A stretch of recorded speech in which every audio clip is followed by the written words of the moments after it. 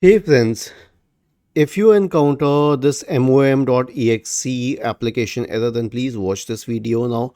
A lot of users are asking, is it a virus? The answer is that no, it is not a virus, but the thing is that a lot of cyber criminals use the name of genuine processes in the system to present them as viruses. So here's what you can do.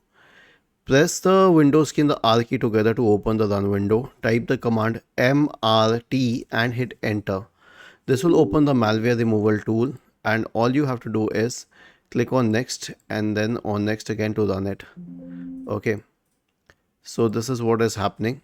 And other than this, you can to fix this error, you can enable the .NET framework. So search for Windows features in the Windows search bar and click on turn Windows features on or off, and then expand the list for this 3.5 and 4.8 networks and make sure that all of these options are checked. Was this helpful? If yes, then please subscribe to the channel. If not, then let us know in the comment section of the video on how we could help you further.